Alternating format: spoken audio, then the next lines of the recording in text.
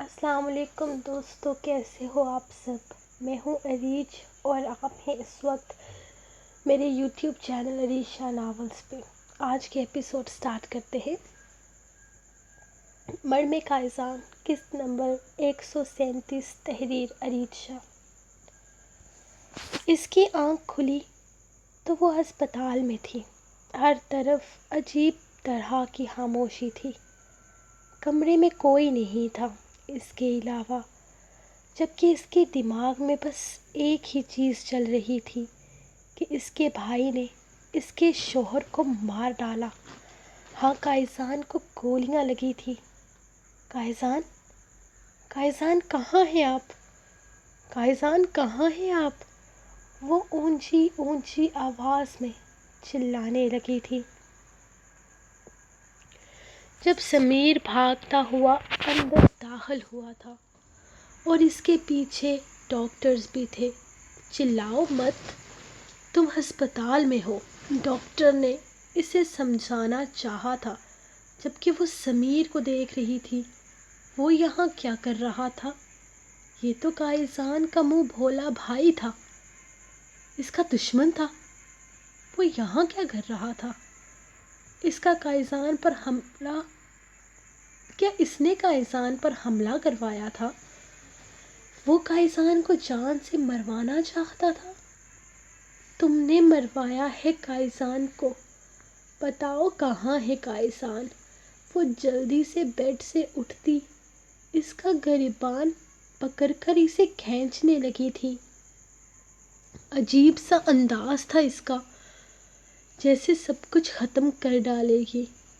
جب ڈاکٹر نے اچانک اسے پکڑ کر اس کے بازو میں ایک انجیکشن لگا دیا تھا، اس نے خونخوار نگاہوں سے اس ڈاکٹر کی طرف دیکھا تھا اور پھر دیکھتے ہی دیکھتے اس کی آنکھیں بند ہو گئی۔ وہ دنیا جہان سے ایک دفعہ پھر سے بیگانہ ہو چکی تھی۔ اس لڑکی کا کیا کرنا ہے سمیر؟ یہ لڑکی تو چلا چلا کے سارے ہسپتال والوں کو بتا دے گی کہ اسے یہاں کیوں لایا ہوا ہے۔ میرے خیال میں اسے جلدی سے جلدی تمہیں گھر لے جانا چاہیے۔ وہ اب بہتر حالت میں ہے، ڈاکٹر باہر نکلتے ہوئے بولا تھا۔ سمیر کے چکر میں وہ خود نہیں پھنسنا چاہتا تھا۔ وہ کسی لڑکی کو اغوا کر کے یہاں لایا ہوا تھا۔ ہاں، بس ایک دفعہ رسل وہاج سرکار کو میرے پاس لے آئے، میں اسے بھی ختم کر دوں گا۔ اور رسل کے ساتھ میری پرانی دشمنی ہے۔ قائزان کو میں راستے سے ہٹا چکا ہوں، اور اس لڑکی کا مجھے کوئی فائدہ نہیں ہے۔ وہ پرسکون انداز میں کہتا اپنا موبائل لیے باہر نکلا تھا۔ جب ڈاکٹر جلدی جلدی یہ سارا قصہ ختم کرنا چاہتا تھا۔ سر، لڑکی کی رپورٹس آ گئی ہیں، یہ لڑکی پریگننٹ ہے، ایک نرس نے باہر نکلتے ہوئے کہا تھا، جب سمیر نے پیچھے مڑ کر دیکھا اور پھر آگے بڑھ گیا، جیسے اس چیز کا بھی اسے کوئی مطلب نہ ہو۔ 2 دن ہو چکے تھے، نہ قائزان کا کوئی پتہ چل رہا تھا اور نہ ہی مرم کا۔ ان دونوں کے فون نہیں چل رہے تھے، جبکہ گھر کی طرف آتا دوسرے راستے پر تلاش کرنے پر انہیں قائزان اور مرم کی گاڑی ملی تھی، جو بالکل خالی تھی، لیکن گاڑی پر 2 بلٹس کے نشان تھے، جیسے حملہ کیا گیا ہو۔ وہ پاگلوں کی طرح ہر طرف ان لوگوں کو تلاش کر رہے تھے۔ کوئی ایسی جگہ نہ تھی جہاں ان لوگوں نے انہیں ڈھونڈنے کی کوشش نہ کی گئی ہو۔ یاور اپنی پوری پاور استعمال کر رہا تھا، جبکہ نشرہ بھی اسے ڈھونڈنے میں کوئی کسر نہیں چھوڑ رہی تھی۔ نہ جانے کس دشمن کی چال تھی یا کچھ اور، لیکن رسل کو یہ سب کچھ ڈرا رہا تھا، جیسے کچھ بہت غلط ہونے والا ہو۔ آج پھر قائزان کو سارا دن تلاش کر کے وہ واپس گھر آیا تھا جب اس کا فون بجنے لگا۔ ہلو، کون بات کر رہا ہے؟ اس نے انجان نمبر اٹینڈ کرتے ہوئے پوچھا تھا کہ شاید قائزان ہو۔ میں ریسکیو سینٹر سے بات کر رہا ہوں۔ یہاں سمندر میں ہم ریسکیو کیمپین چلا رہے تھے جہاں سے ہمیں ایک آدمی کی لاش ملی ہے۔ آدمی کو 6 گولیاں لگی ہوئی ہیں۔ اس کی جیب سے ایک شناختی کارڈ نکلا ہے جس پر قائزان کاظمی کا نام درج ہے۔ یہ لاش اسی آدمی کی ہے۔ پلیز آپ اس لاش کی شناخت کر لیں۔ ویسے یہ پولیس کیس ہے، لیکن قائزان کاظمی مصر کے گینگسٹرز کا بھی نام ہے، اسی لیے میں نے ڈائریکٹ آپ کو فون کر کے یہ بات بتائی ہے، کیونکہ جانے انجانے میں ہی صحیح، لیکن قائزان نے میری بہت مدد کی ہوئی ہے۔ میں نہیں چاہتا کہ یہ لاش ان کی ہو۔ آپ آ کر اس لاش کی شناخت کر لیں۔ مجھے شک ہے کہ کوئی ان کے نام کا غلط استعمال کر رہا ہے۔ پلیز آپ ایک دفعہ یہاں آ کر اس ڈیڈ باڈی کو چیک کر لیں۔ وہ آدمی اپنی بات ختم کرتا فون رکھ چکا تھا، جبکہ رسل کا وجود جیسے زلزلوں کی زرد میں آ گیا تھا۔ اس کی زندگی میں کوئی ایسا دن آئے گا جس میں قائزان کی لاش کی وہ شناخت کرنے کے لیے جائے گا؟ یہ تو اس کے وہم و گمان میں بھی نہیں آیا تھا۔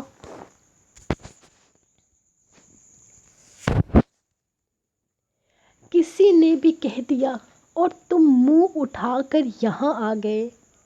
میں نہیں جاتا یہاں اندر، تجھے جانا ہے شوق سے جا اور جلدی سے واپس آ۔ پھر ہمیں قائزان کو ڈھونڈنے کے لیے بھی جانا ہے۔ رفیل اس کے ساتھ آنے کو تیار نہیں تھا، لیکن پھر بھی وہ اپنے سہارے کے لیے اسے زبردستی لے کر آیا تھا۔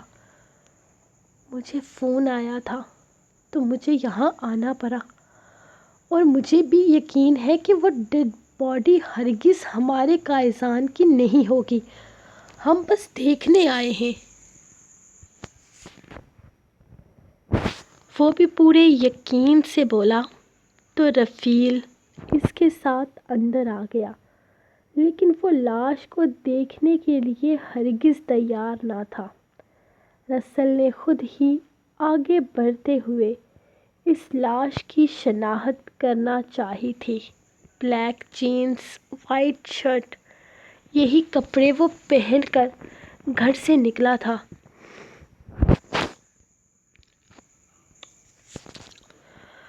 پانی میں باڈی پوری طرح سے گل گئی ہے۔ کچھ بھی سمجھ میں نہیں آ رہا، لیکن ایک چیز سمجھ میں آئی ہے، اس آدمی کا آپریشن کم سے کم 4 سے 5 دفعہ کیا گیا تھا۔ سینے پر کافی بڑا نشان تھا اور 6 گولیاں ماری گئی ہیں۔ وہ آدمی ان دونوں کو دیکھتے ہوئے بتا رہا تھا، یقیناً وہ اپنی نوکری داؤ پر لگا کر انہیں یہاں بلا چکا تھا۔ جبکہ رفیل تو بے قابو ہو چکا تھا۔ لاش کو پہچاننے میں زیادہ وقت نہیں لگایا تھا، اس کی حالت خراب ہونے لگی تھی۔ رسل کتنی ہی دیر بے یقینی سے دیکھتا رہا۔ قائزان مر چکا تھا۔ ہاں، اس کا دوست مر چکا تھا، اس کا بچپن کا ساتھی جا چکا تھا۔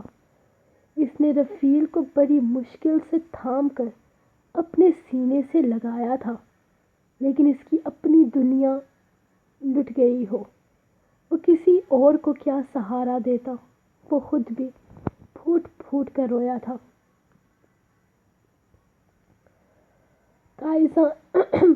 قائزان کی تلاش تو یقیناً ختم ہو چکی تھی، لیکن اب اگر کسی کی تلاش شروع ہوئی تھی تو وہ مریم تھی، کیونکہ مریم کا کہیں کوئی اتا پتہ نہیں تھا۔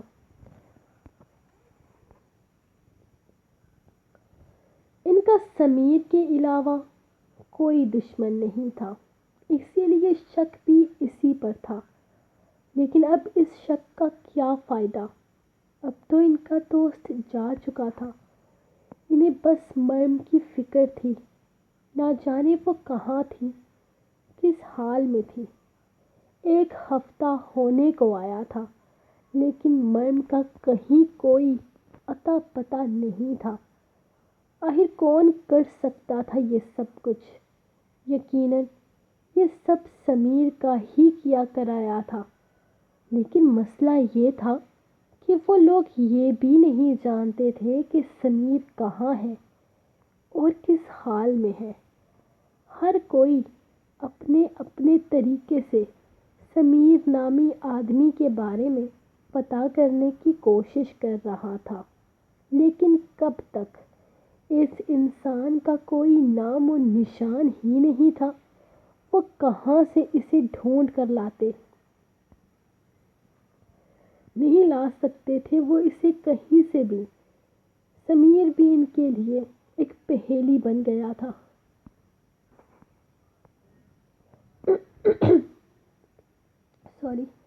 کہیں کچھ پتہ چلا مریم کے بارے میں؟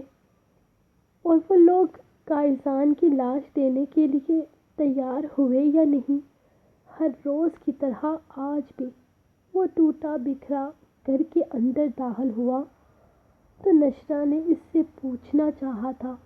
جب وہ نفی میں سر ہلاتے ہوئے بیڈ پر لیٹ گیا، انشاءاللہ کچھ نہ کچھ پتہ چل جائے گا، سب کچھ ٹھیک ہو جائے گا، پلیز تم پریشان مت ہو، وہ اس کے پاس بیٹھتے ہوئے کہنے لگی۔ ٹھیک؟ اب کیا ٹھیک ہوگا؟ اب کچھ ٹھیک نہیں ہوگا نشرہ، اب سب کچھ ختم ہوگا، کیونکہ قائزان ختم ہو چکا ہے۔ اگر وہ شخص نہیں رہا تو کچھ نہیں رہے گا، وہ جیسے پھٹ پڑا تھا۔ سب کچھ ختم ہو چکا ہے، خود بھی اس چیز کو قبول کرو اور مجھے بھی کرنے دو پلیز۔ مجھے جھوٹے دلاسے مت دو، مجھے نہیں ہے ضرورت ان چیزوں کی۔ مجھے بس مریم کی حفاظت کرنی ہے۔ بس دعا کرو کہ وہ جہاں بھی ہو زندہ ہو۔ وہ اپنی بات مکمل کرتا کروٹ بدل چکا تھا، جبکہ نشرہ بالکل خاموش ہو گئی تھی۔ انشرہ، میرا بھائی چلا گیا، میرا دوست چلا گیا۔ وہ تھا تو ایسا لگتا تھا جیسے سب کچھ ٹھیک ہے، سب کچھ اچھا ہے۔ میری زندگی میں کچھ غلط ہوتا تھا نا تو میں کہہ دیتا تھا قائزان سب ٹھیک کر دے گا، لیکن آج وہی نہیں رہا تو کچھ بھی ٹھیک ہونے کی امید ختم ہو گئی ہے۔ سب کچھ ختم ہو گیا نشرہ، سب کچھ ختم ہو گیا۔ ہمارا مقصد، ہمارا مشن سب کچھ ختم ہو گیا۔ شاید اب ہم کبھی بھی اپنا مقصد پورا نہیں کر پائیں گے۔ وہ اپنی آنکھوں سے آنسو صاف کرتے اسے بتا رہا تھا، جبکہ انشرہ اس کے سینے پہ سر رکھے خود بھی رو رہی تھی۔ کتنا جلدی چلا گیا تھا وہ انسان۔ ابھی تو وہ ایک دوسرے سے کھل کر بات بھی نہیں کر پائے تھے۔ وہ اسے جان ہی نہیں پائی تھی، سمجھ نہیں پائی تھی۔ کتنی کم زندگی لکھوا کر لایا تھا وہ۔ کچھ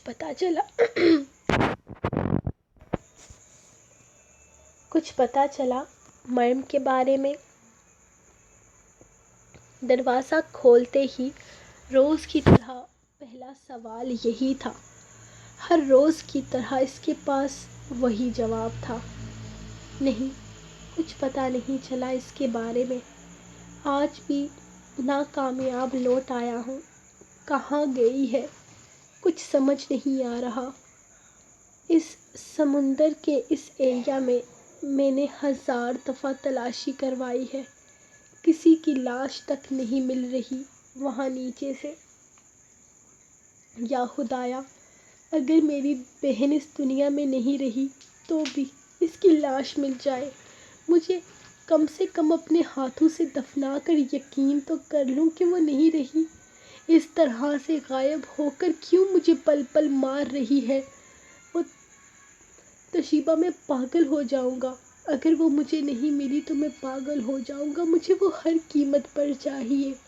وہ بری طرح سے رونے لگا تھا، اس طرح اس کا پھوٹ پھوٹ کر رونا اسے پریشان کر گیا تھا، لیکن توشیبا کچھ نہیں کر سکتی تھی سوائے اسے ہمت دینے کے، اسے سہارا دینے کے۔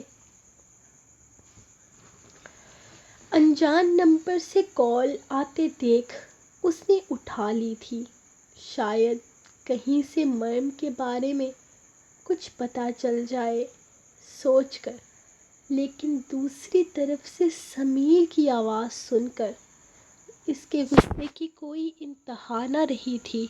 اس کا بس نہیں چل رہا تھا کہ وہ اسے جان سے مار ڈالے۔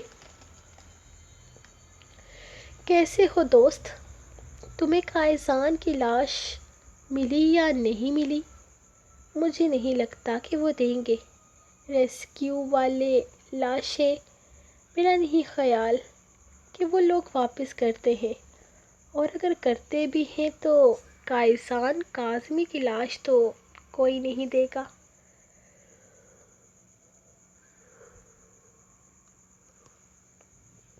ویسے مجھے لگا تھا کہ یہ خبر جلد ہی پورے میڈیا میں پھیل جائے گی، لیکن مصر کا گینگسٹر کسی کے ہاتھوں مارا گیا۔ لیکن پھر بھی مجھے پتہ چلا کہ پولیس والوں نے اس خبر کو وائرل کرنے سے منع کر دیا ہے۔ خیر، اچھا ہی کیا۔ میں بھی زیادہ یہ سب کچھ میڈیا پر نہیں سن سکتا۔ وہ کیا ہے نا کہ آج کل فارغ ہوتا ہوں، ٹی وی بہت دیکھتا ہوں۔ یہ ساری بکواس کرنے کے لیے فون کیا ہے تم نے؟ مجھے وہ بے حد غصے سے بولا تھا۔ ارے نہیں پیارے دوست، تمہیں یہ سب کچھ کہنے کے لیے تھوڑی نہ فون کروں گا، بلکہ میں تو یہ تمہیں اس لیے فون کر رہا تھا تاکہ تمہیں بتا سکوں کہ تمہاری پیاری بھابھی مسز مرم قائصان کاظمی اس وقت میرے پاس ہے۔ ویسے شک تو تمہیں مجھ پر پہلے ہی ہوگا، اسی لیے اتنے دن سے میری تلاش کر رہے ہو۔ سوچا تمہیں کیوں تڑپانا، میں خود ہی تمہیں فون کر دیتا ہوں۔ کیا مرم تمہارے پاس ہے؟ کیسی ہے وہ؟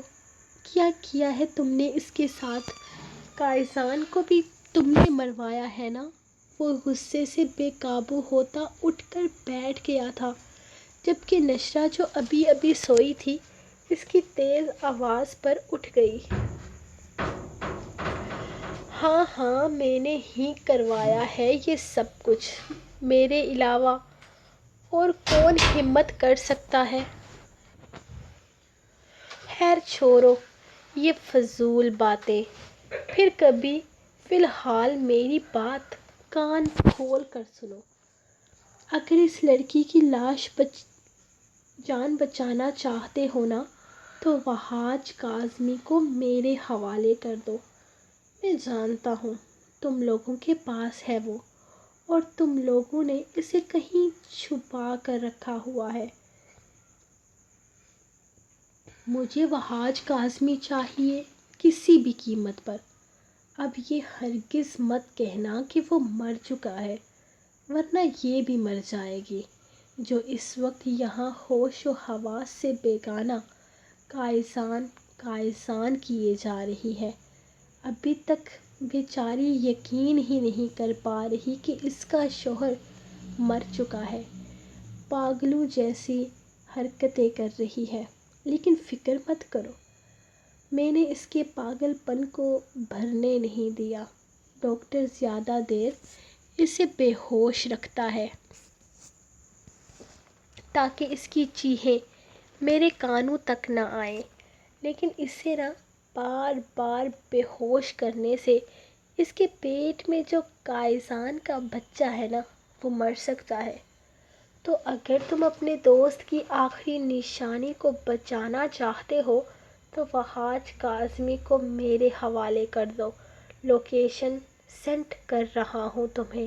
آ جاؤ، اپنی مرم بھابھی لے جاؤ اور میرے سرکار دے جاؤ. اس نے کہتے ہوئے فون بند کر دیا تھا، جبکہ رسل کی بات سننے کو وہ تیار ہی نہیں تھا. رسل اسے بتا ہی نہیں پایا تھا کہ وہاج مر چکا ہے. وہاج کو کہاں سے لا کر اس کے حوالے کرے. تھوڑی ہی دیر میں اسے اپنے موبائل پر ایک لوکیشن ریسیو ہوئی تھی. اسے وہاں جا کر سمیر کو سمجھانا تھا اور مرم کو وہاں سے صحیح سلامت لے کر آنا تھا، ورنہ ممکن تھا کہ وہ مرم کو کہیں اور غائب کر دے اور وہ کبھی اس تک نہ پہنچ پائے. اور مرم پریگننٹ تھی، یعنی وہ کائزان کے بچے کی ماں بننے والی تھی اور اس کی جان پر وہ رسک نہیں لے سکتا تھا. سو گائز، یہ تھی آپ لوگوں کی آج کی ایپیسوڈ. بہت ٹائم سے آپ لوگوں کو لائک کرنے کے لیے نہیں کہا، لیکن آج کہہ رہی ہوں کیونکہ اب تو کائزان بھی مر چکا ہے. تو اب آپ لوگ لائک کر دو، یا پھر آپ لوگ مرم کے مرنے کا انتظار کر رہے ہو پھر لائک کرو گے. خیر، لائک کرو. دوسری یا میرا گلا خراب ہو رہا ہے. دوسری ایپیسوڈ میں ریکارڈ کر کے لاتی ہوں، تھوڑی دیر میں ملتے ہیں پھر. اپنی رات کو دے اجازت اور دعاؤں میں یاد رکھیں. اللہ حافظ.